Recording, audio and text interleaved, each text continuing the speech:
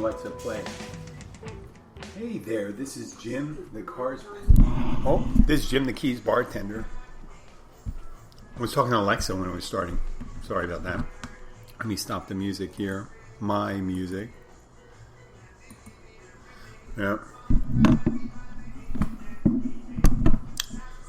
Alexa, turn down the music. Okay. I was playing before I started the show. Hi, folks. This is Jim the Keys bartender. I was playing light classical, and it started playing this sad violin music. And I just came back from the gym. I had went to the store and all that stuff, and I had cooked up a steak. It was on sale. I just went and looked at it. Steak was on sale. Yeah, I had steak for breakfast at 11 o'clock, but just for some protein and some chocolate chip cookies. What a horrible, horrible diet. Should have ate some vegetables. But I'm listening while I'm eating the steak.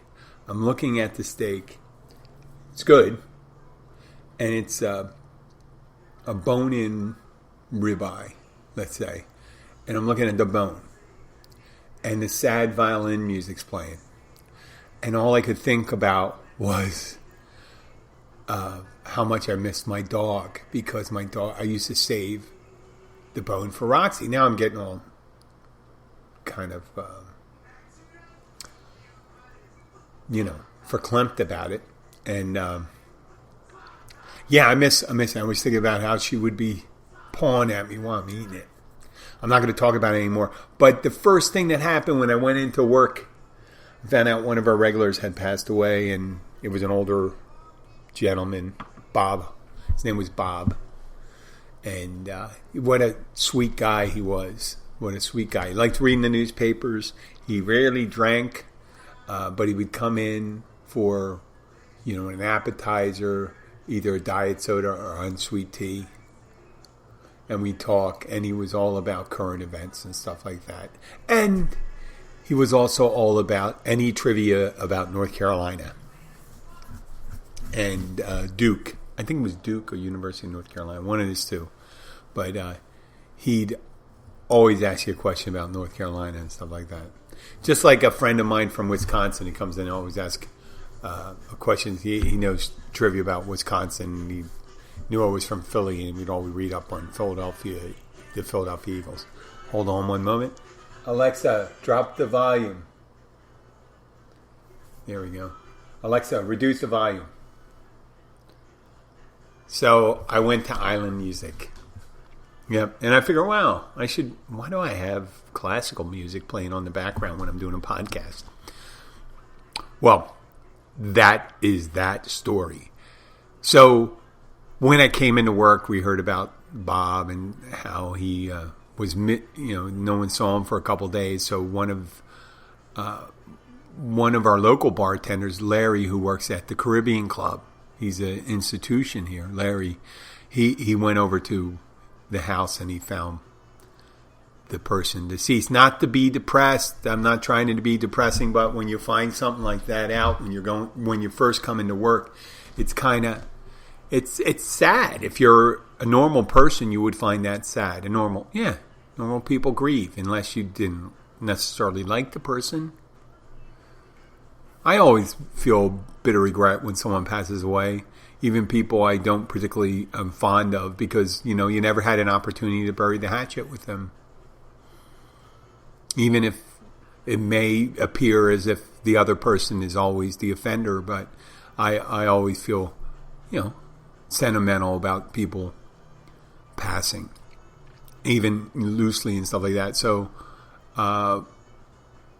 but I try to remember right away, I try to go into it, my service. I explained this to people when I had to put my dog to sleep and I had to go back to work. I mean, I didn't have to go back to work, but I had to go back to work. I felt I had to go back to work because I didn't want to go and sit home and think about it. I don't know if it was someone closer I don't even like to think about. I don't know if I feel things more deeply as I get older or not, but I try to put it into perspective. So I'm not trying to be depressing here, but we can always come out of it when we see, it's like those cloudy days you have. There's a cloudy day. What's the nice thing you appreciate after a cloudy day? Seeing the sun. Seeing the sun, right? So it's all part of life, the circle of life. It's beautiful here in the Keys.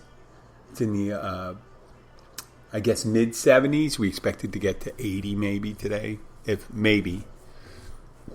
But it's just a gorgeous day.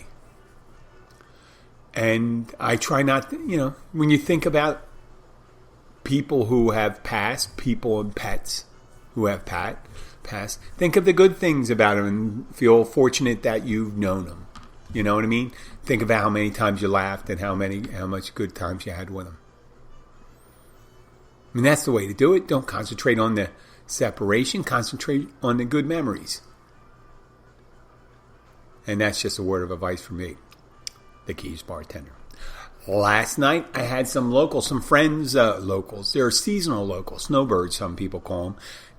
They live in Canada most of the year, and then they came back in town. I love these people. They come in, and they like. Normally they eat oysters or chicken wings and things like that, but they like their martinis and wine. They start out with one martini and then they switch to wine.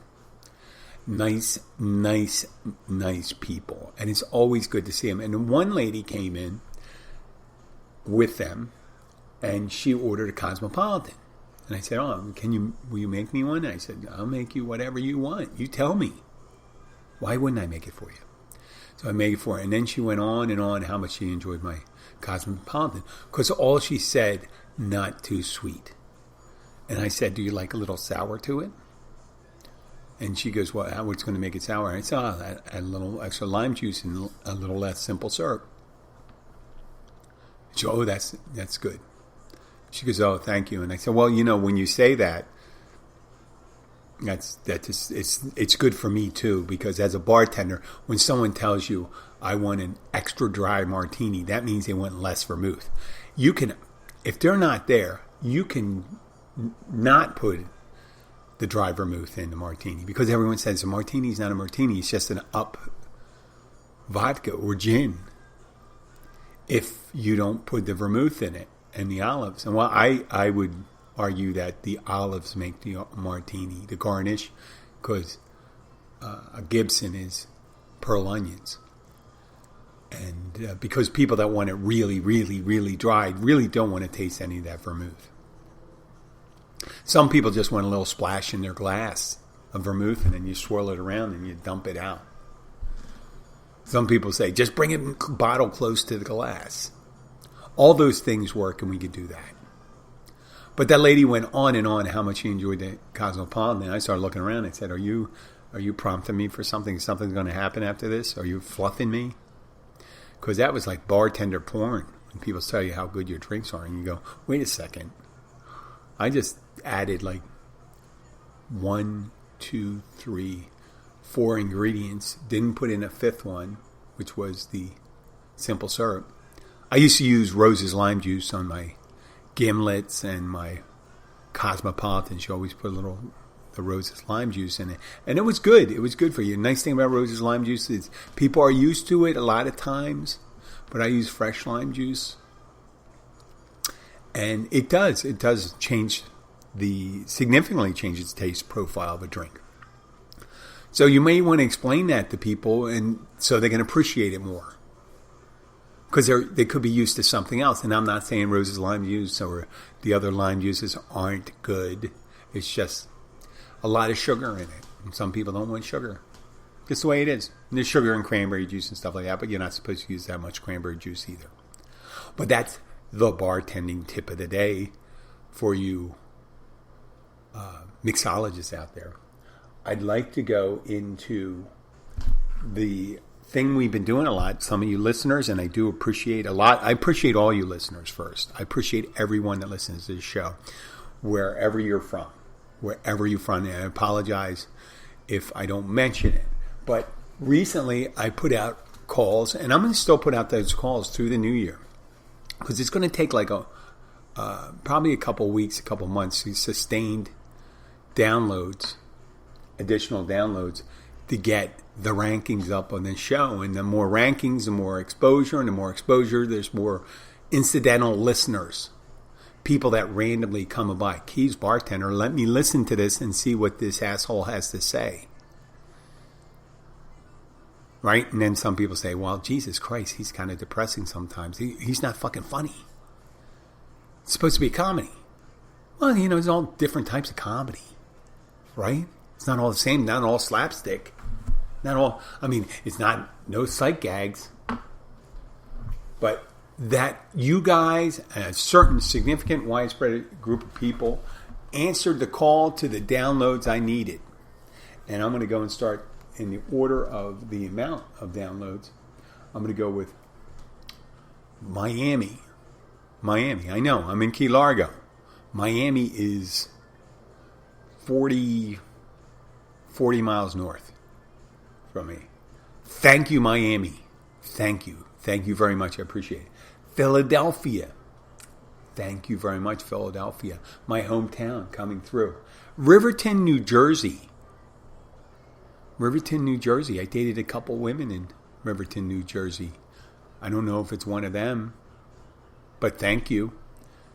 Greenville and Knoxville, Tennessee. Thank you for all the downloads. Middle Island, New York. Wow. Thank you, Middle Island, New York. I think that's on Long Island. Don't be pissed off. I apologize. I think I did a search for it. And Dahlonega, Georgia. And Southampton, Pennsylvania. I do appreciate that. And what that will do, obviously when they see the more downloads, it will raise our rankings, raise the view. And people say, well, if you like this, maybe you'll like that.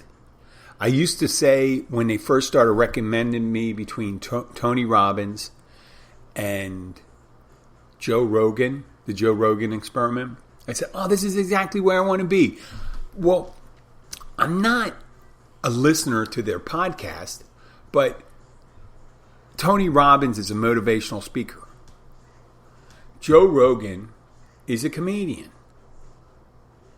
And to be in between those two, I thought was perfect. Now, since I said that when I was being featured in between those two, I think certain things have happened. Certain things have changed. Now, I am not Tony Robbins, though I am a tall fellow. Right? I don't have those giant hands. He's just broad. I don't know how big Tony Robbins is. He's really wide. When I say wide, not wide like a fat guy, wide like a broad shoulders. So, hell, I think he's probably like 6'6", 6'7". I'm 6'4". Not as wide. I know, I don't like saying wide. And Joe Rogan's a little guy. So, it's kind of funny, and they're both kind of fit. I'm in between there too. And I think I'm a little younger than Tony Robbins. Maybe I'm around the same. Joe Rogan's a couple years younger than me. But besides just being recommended when someone looks at that, I want to be the one that someone comes up and they're listening to something and says, hey, if you listen to this, maybe you'll like the Keys Bartender show. Right? And get a shot. I just want to get a shot. Give me a shot, coach. Let me go in. Just like, remember Rudy? Rudy, he played for Notre Dame. All he wanted to do was be on the team. Well, all I want to do is be on the team. That's why I asked for those downloads. And I do appreciate that. Put me in, coach. And maybe someday a big podcast that doesn't have a guy that takes ivermectin. That's Joe Rogan. Ivermectin, the horse deworming medication. That's funny that I mentioned ivermectin because I don't know if I mentioned in the paper, in our local paper, I did go off on how the priorities are kind of screwed up. And this isn't political. This is just science. Okay, let's talk science. What do we have here? I'm gonna have to wait for that person to leave a message. So there's a doctor in town, and he was against the vaccine. I guess it was a vaccine because he was against the speed it was developed, right? So he went to a conference of other physicians like him, and he's from the Keys. And he goes to the conference, and when he comes back from the conference, he tests positive for COVID, along with at least 7 other physicians that went to this conference, anti-vax concert. And he was interviewed by the Guardian paper before it made it to the paper here at the Free Press in the Florida Keys. But he was telling the quote in the article. I have the article here. Let me read it. Maybe it's an old article. Oh, here we go. Anti-vax doctor contracts COVID. Okay, 71. Let me read this to you. 7 anti-vaccine doctors, including Florida Keys physician Dr. Bruce Boros, fell sick after a gathering earlier this month for a Florida summit at which alternative treatments for COVID-19 were discussed. So he was talking to the British newspaper The Guardian, and it was held at the World Equestrian Center in Ocala. And this is what he said. I have been on ivermectin for 16 months, my wife and I. I have never felt healthier in my life. And I've been eating a lot of oats and carrots. No, that's because ivermectin's for horses. The 71-year-old cardiologist and anti-vaccine advocate contracted COVID-19 2 days later, according to the head event organizer, Dr. John Littell. Littell, an Ocala family physician, also told the Daily Beast, an American news website, that 6 other doctors among the 809, and I would suggest that there's probably more of those because they'd have to report it back. There's probably a ton of them. And the person from the Daily Beast or the Daily, or from, The Guardian, what did they say? This is a funny comment. They said, so you're saying your conference was in this Littell raised the suggestion that the conference was therefore a super spreader event, but rejected it vehemently, saying no. Okay, that's why he said no. I think they had gotten it from New York or Michigan, or wherever they were from. It was really the people who flew in from other places. Yeah. Everybody so far has responded to treatment without ivermectin. Bruce is doing well. Well, that's not true. At the time of the reporting of this report, Bruce Boros, Dr. Bruce Boros, I hesitate to call you doctor. I know you earned it, but you're taking horse dewormer. So that's the thing. Over a vaccine, and the testing on a vaccine is much more thorough than any testing they did on ivermectin and any of the results they had on it and stuff like that. I don't even know. Why would you use a little used thing in humans that could cause you horrible side effects when you're worried about horrible side effects with the vaccine and the vaccine was tested? And I think Dr. Boros, I know Dr. Boros, his 90-something-year-old father, he said 97-year-old father got vaccinated with the 2 jabs. And he said his 97-year-old father, Dr. Boros criticized his 97-year-old father for getting a COVID-19 vaccine. Okay, what an asshole. He had been brainwashed, he said. He got it. He didn't tell me. I was very upset. I wanted to give him a spanking. He got both jabs. You're going to spank your 97-year-old father because your father had more sense than you. So don't be an asshole, Dr. Boros. I hope you feel better and stay off the horse medication. That's my prescription to you. Okay, moving on from there. Another horrible news story. up in Michigan, the school shooting, 15-year-old boy. I know it's not comedy and stuff like that, but yesterday I come home. They got the picture of the kid that did it now, some 15-year-old. I don't want to say his name because I don't want to, but I don't think he did it for fame. And I'm not going to talk about motivations. I'm not going to talk about the amount of people died. What I am about to say is this happened in Michigan. And my daughter, who goes to school in the Keys, her classmates told her, and a lot of her friends are a year older than her, the girls, they said the kid went to school here in Key Largo, and they had the yearbooks with his pictures in it, and they said they knew him. And I insisted. I said, is this, when you're talking to a 15, 16-year-old girl and the kids, rumors travel just like people. I mean, they're against better judgment, I have to say this, 15 and 16-year-old kids are people. Somewhat more gullible if you think about the Tide Pod Challenge when the kids were doing that, the stupid shit that 15, 16-year-olds are doing.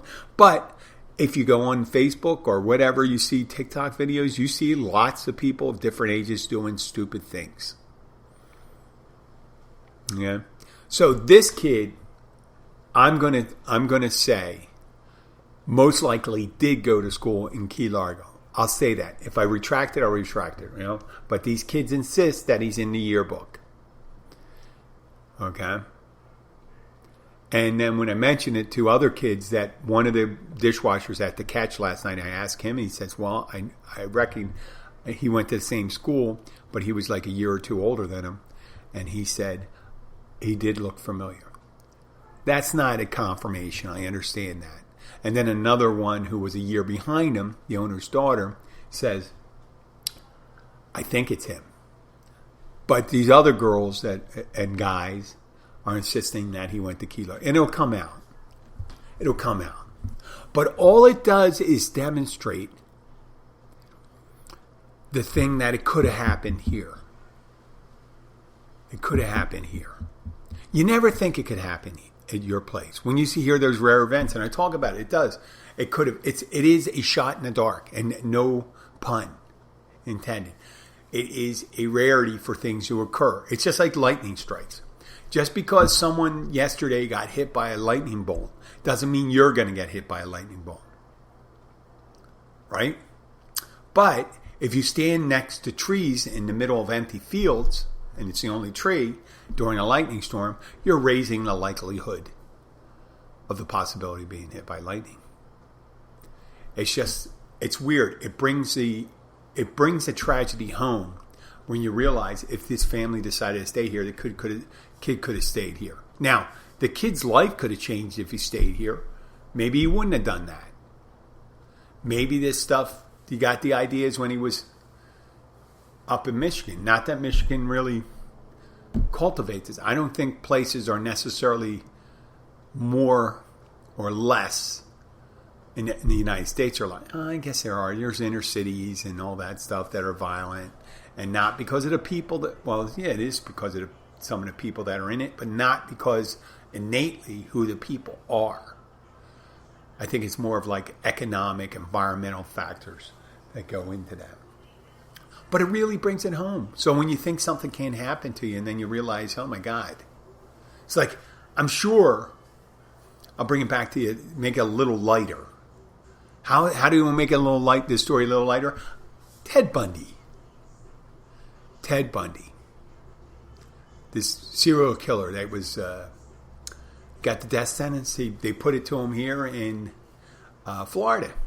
I think it was Florida. But I'm sure there's women, and I haven't seen all the documentaries and stuff like that dated Ted Bundy. That lived. And they thought, wow, what happens after something like that? And I'm not making light of it. It's horrible. What he did was horrible. But does the woman, years later, when they find out I had dated a serial killer who liked to kill young, beautiful women, and he was charming and social, did they think, well, was I not pretty enough? I mean, it's like the thing if you were an altar boy in the Catholic Church and the priest who you used to serve Mass with gets in trouble for doing something he's not supposed to, the altar boys start, think, wow, I'm lucky. Nothing happened to me. Boy. And then years later, the altar boy might say, is there something wrong with me? No. No, there's nothing wrong with you. It's just the opportunity presents itself, I guess, to some people with, how do you say it? Deviant or abnormal behaviors. I mean, you can call it deviant, abnormal. You could call it evil. Whatever. But it doesn't always happen. Okay. Let's on to lighter subjects. We talked about mass murderers and all that stuff and the dog dying. Jim, can you get a little more depressing? Yeah, I can get more depressing. Here you go. If you're a guy or a girl, depending on what, in couples, rarely do you get couples that they both like doing the same exact thing, everything. Like they may like paddleboarding, going paddleboarding, they like doing this. I mean, that's got to suck. You got to have some privacy. You got to have some interest besides that other person's interest, right? You can't match up perfectly. Shopping. I'm not a big shopper. I mean, I will research. It's easier to shop now. If I'm looking for a big purchase item, if I'm looking for a cell phone, I'm looking for a car, I'm looking for health insurance, whatever. I do a little research on that. Now, the place to do the research right now is on the internet. Now, research for shoppers used to be done in malls, in stores, in shopping centers, department stores, whatever. But people that go to the store rarely think, the people that really like to shop really don't have an idea. They want a dress, they want an outfit, but they don't have an idea what the outfit's going to be. And I get it. Women have all these different types of clothes. For guys, I need a dark suit for a wedding. Right? So you got to find one that fits. You may go to a different couple. I've done it where I've gone to 3 different places to try to get the best fit. Yep. I really like to get them fitted. Like I could have had one of those fitted suits that young guys get. You know what I'm talking about. Those suits, they got these suits and they fit like a glove. Well, when you get older, how can you really wear a suit like that? Because if you're like me, your weight fluctuates. From the time I was 19 to the time I was 35, I did not fluctuate greatly. There wasn't huge leaps in my weight. I mean, there was a gradual gain, but you can just get a suit and you can just, you can go up from there. But after that, when I started working out and stuff like that, there was 2 years ago, I was 245 and now I'm 216. I mean, that's 29 pounds. And it's in the certain areas, There's a lot less area of myself. So I mean, my point is, if you're not a shopper, like when I go out for the things I'm thinking. I need a pair of socks, I need underwear, I need a suit, right? Maybe a tie, and I may get that done in 45 minutes. Well, this is pre-COVID because I don't really know what it's like to go to a mall. I haven't been in a mall in such a long time. I have been shopping. We did the shopping thing, but during this period when it was pre-COVID, I go with the wife, and I have to be ready not to stand there like an idiot when she loves going to Victoria's Secrets. And when you're in your 50s and you're a man in Miami, and you have to appreciate just the way it looks. If you're standing there, you have no reason to be there other than to be with your wife. And you're in the middle of Victoria's Secret. Yes, the clothes is sexy. Yes, it's nice when you see an attractive woman going through bras and panties. Do you want to be seen looking at a woman who's checking out bra and panties? I mean, some guys think that's it. Oh, well, I want to show them that I appreciate it. No. So I try to avoid those places when you go. We're going in Victoria's Secret. And it's like I'm going someplace else. I'm looking for a cop. And now there was always there's certain malls I liked. The higher end malls had the Brookstones. You ever get a Brookstones? This is more. I don't know if they have them even anymore. Or any technology shop like the Genius store, whatever, the Apple store. That was all right. But the Brookstone, that's all guy porn, if you think about it. Electronic stuff. It was years ago. It was like Bluetooth speakers, and it was drones and air ionizers and all. I can't even think of some of the stuff they had. All the gadget stuff. I love that. You're just walking through there. Just gadgetry. Maybe a little robot dog. Now, I don't want to talk about that robot dog right now. It's too soon. Too soon to talk about the robot dog. Well, I just remember all those places like that. And it was always like that for me. Whenever when I first started driving, my father said, now you can take your grandmother to the mall. And my grandmother liked to shop. Even though she didn't always buy anything. She liked to look around. She was looking for an outfit. So I would try to find, when I was 16, 17, there was a lot of arcades still in this was about 40 years ago. So like 1980, 79, there were still arcades in the mall. A lot of malls. I can think they still have them. So I could hang out there. And then I got a little older, and then there was Spencer's Gifts. Spencer's Gifts was a place that had, Spencer Gifts. They had the whoopee cushions and all the prank things. They had blacklight paintings that you could do there, and they had all these different things that were just Spencer's Gifts. It was funny. It was a gift. You never got a serious. There was a couple things. They may have a lava lamp in there. Great for stoners. Stoners and people that had to get things for people that were retiring that they really needed to get a gag gift for or something like that. All sorts of shit. Like fake dog poop. Yeah, nothing like that when you go up to the thing and it has a fake. Well, I assume it's fake dog poop. Because human poop would be a little bigger, I guess. Spencer's Gift. And there was another one if I had to go downtown. Well, speaking of stores, there was a magic store in Philadelphia, and I could lose myself in there. These are some of the stores I liked. And then as I got older, when I turned 21, I would go to Mr. Dunderbox. I would take my grandmother. I said, you want to go to the bigger mall?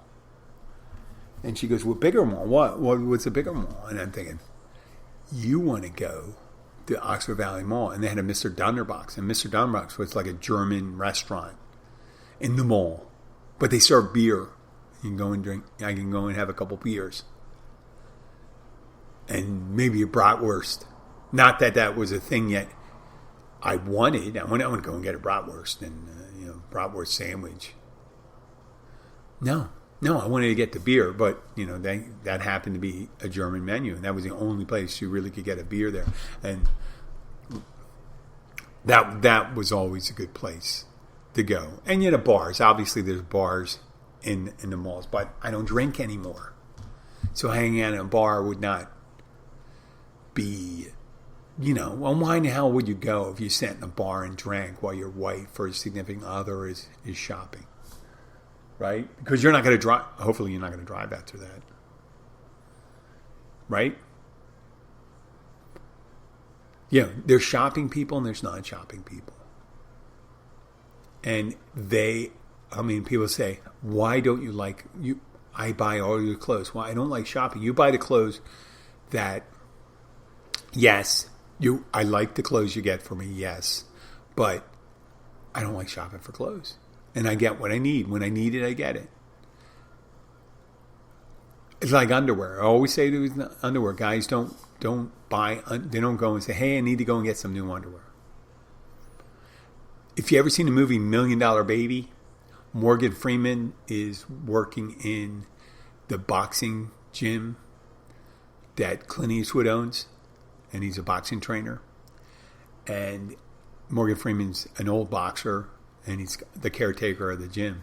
And Clint Eastwood walks over to him, and he has his feet up, and he goes, hey, didn't I give you money to buy socks? And he says, nah, I like these socks. These are whatever or something. He didn't buy the socks that he gave him money for. So guys do not like buying clothes sometimes. Some guys are clothes horses, right? I think that's what they call them, clothes horses. They just have to buy lots of different things, right? And then a lot of guys just get the minimum what they need. They have 4 T-shirts, 2 pair of jeans, some underwear that has a shitload of holes in it. You ever have that? I mean, I've never really had a ton of it. I've had it where in the crotch where it gets worn out and stuff like that. But I would still wear it one more time. And then toss it out. And if I had to, I think I did buy underwear before. It's one of the things. And socks. I always got socks. And because always eventually with socks, I wish they only had one design.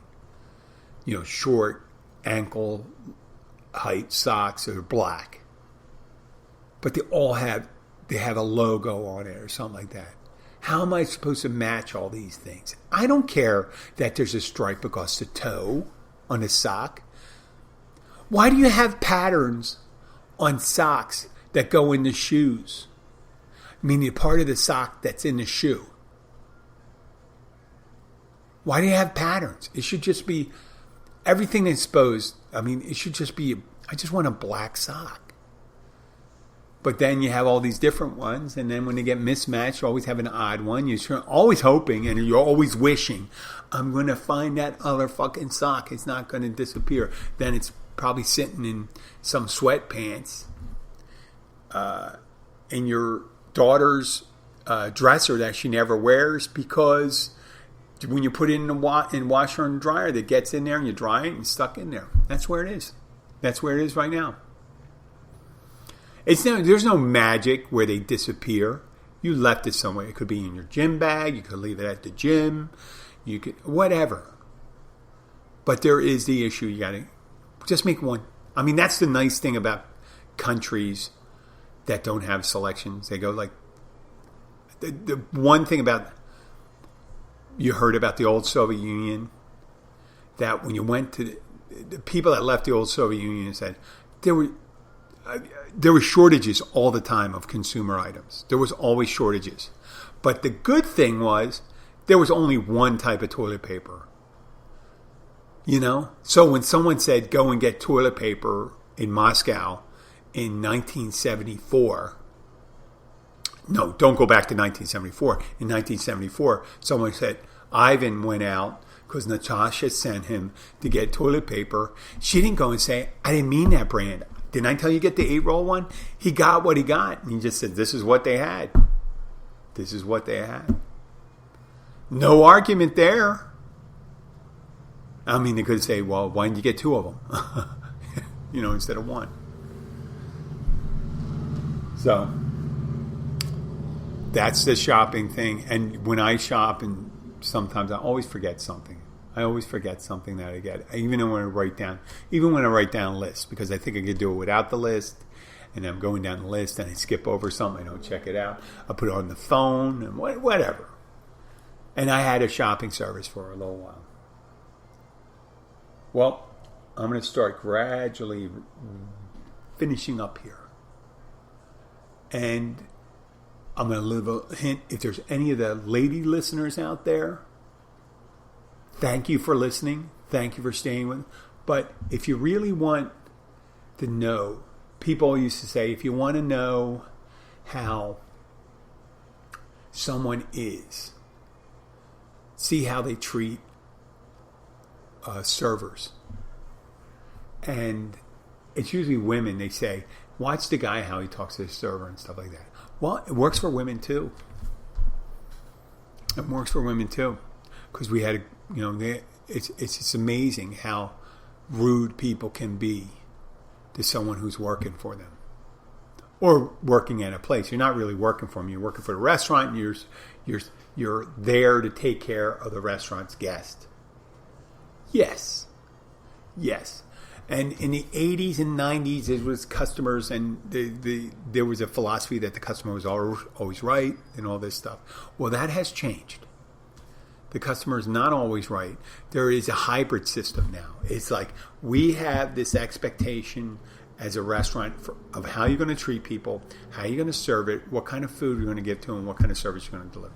I know that sounded a little redundant. I may be repeating myself. And now it's come full speed around. It says, listen, but there's also a return thing. We expect people to treat you with a modicum of respect. Right? So don't get all this, I know what's right. I'll never come back to this. If you're super rude, there's some horrible people out there. And when someone says, I'll never be back to this place, and I tell all my friends, I go, well, how many friends could you possibly have? Is it possible? Is it possible you have any friends? Is it possible? People, I mean, maybe that could be a selling point. If you're such a horrible person, there are people may say, well, they're not my friends. They're just someone I talk to when I'm at the gym. Or when I see them at church. But we don't like hanging with them because they're so rude to other people. And that person come up and say, well, they can say to you and say, hey, listen, I went to this restaurant. They treated me rudely, blah, blah, blah, blah, blah, blah, blah. And they go, really? Ruder than you treat everyone else? So, well, I got to try this place out. It sounds like these people have balls. Maybe I want to go and eat there. It could have an unintended effect. Yeah. I'm going to tell all my friends. I'm going to put it on Facebook. I'm going to do... Yeah, like how many... When I see a bad review, you see 5-star, 5-star, 5-star, and then you see a 0-star. Everyone here was total assholes. I had a friend tell me... someone, very nice people, and they said the people in Philadelphia were horrible. They said that. And I said, I'm from Philadelphia. You love me. You love me. And then these other people chime in and says like this, we're not from Philadelphia. We've been in Philadelphia. We had a great time. We had a great time in Philadelphia. And the people were so nice. And I said, that's the thing when you throw a whole blanket thing. Yeah, you could come in and you run into two people in a restaurant. You had a person who's the server who's about to quit, and maybe a manager's having a bad day. You may just assume that the whole place is horrible. Don't assume that. You got to give it a couple shots. You don't have to give it a couple shots. Sometimes you only have one try to get it right? The rest you got one shot. So I'll end it with that. I'd like to thank you again, all those cities, all the people from around the world that listen to in the past month, 40 different countries, 36 states. Thank you very much for listening. I do appreciate it. And for those of you that have been doing the extra work of downloading extra episodes, thank you. Thank you very much. That really means a lot. Keep it up. If there's new people out there that think they want it, it's really been helping. It's going to be one of our best months yet. I want to. It will raise our visibility. If we keep it up, it'll raise it even quicker. So I guess I'll do this through the rest of December. and just kind of lay back on it in January. Keep on doing the shows. I'll keep on doing the shows. And if you have any questions, I do appreciate you doing the line. But if you have any questions other than the downloads and all that stuff, or you could ask about the downloads, or you can ask anything. Please send your remarks or questions or comments to jim@keysbartender.com. Lastly, one of my listeners who's from my neck of the woods was talking to someone I knew, and they said they were going through some tough times. They want to listen to something upbeat, and they listened to the show, and they said, I don't want to listen to his shit. It was annoying. He's talking about his stuff, and I go, ugh. And then I started downing myself, and I said, oh, I guess I shouldn't talk about my shit. But what else am I going to talk about other than my shit? It's my shit. Do you want me to fake it? Do you want me to fake it when I come out there and just say, hey, listen, everything's great. I'm the same every day. I'm the same every day. I'm not a Stepford husband, a Stepford wife, where you can be the same every day. There's, what would you call it? There's a lot of latitude that goes into the way people behave, and they go up and down. And I'm in a rising, I'm showing this kind of a slope going up. So things are going well. It looks like Christmas is going to go well. And I hope you and your family, I know we're in the midst of Hanukkah, so any of our Hanukkah celebrants, enjoy Hanukkah. I think we got to be in like the fifth day. Hanukkah started. I think it may have started last week. We could be almost at the end of Hanukkah. I never thought it would start so early. But have a great Hanukkah. Have a great Advent, Christmas, New Year's, whatever. And all the other holidays that you celebrate. If there's a holiday in December for you, some winter holiday if you don't celebrate anything else. I'm sorry, I wasn't joking. I don't know what was going on. Thank you very much and have a great day. This is Jim the Keys Bartender signing out.